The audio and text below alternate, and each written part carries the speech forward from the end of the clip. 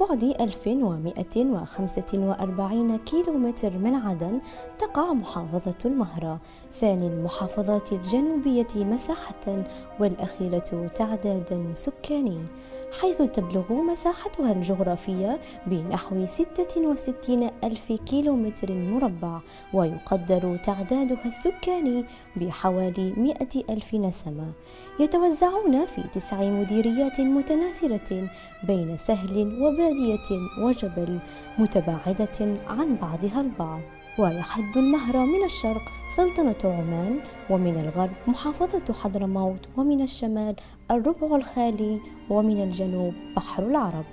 اشتهرت المهرة قديما ببلاد البخور واللبان والقطن، وفيها أقيمت حضارات قديمة بقدم الإنسان نفسه، حيث تذكر نقوش تاريخية ومخربشات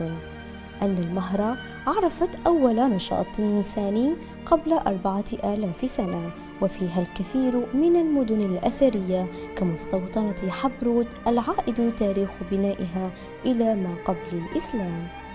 ولعل أهم وأكبر مدنها القديمة التي ما تزال صامدة إلى الآن بقصورها وقلاعها في وجه الزمن وتطوراته هي مدينة قشم، عاصمة الدولة العفرارية والمركز التجاري للقوافل العربية الوافدة من الشرق ومن نجد والحجاز.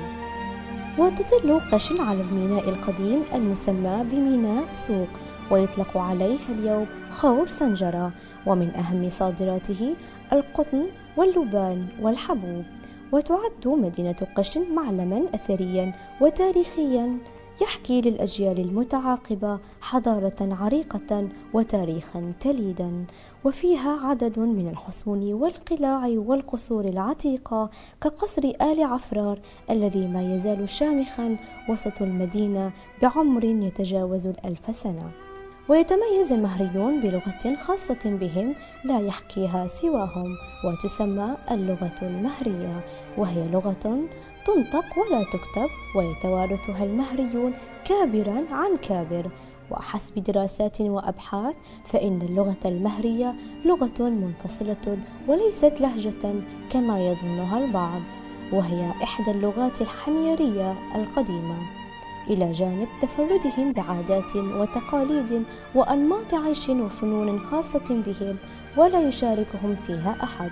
وبتنوع تضاريس المهرة تتنوع الأنشطة السكانية، ففي البادية يعتمد الناس في عيشهم على تربية الماشية، وفي الوديان يعتمدون على الزراعة، وفي السهول الساحلية يعتمدون على الصيد. وتعد المهرة من أغنى المحافظات من حيث الإنتاج السمكي،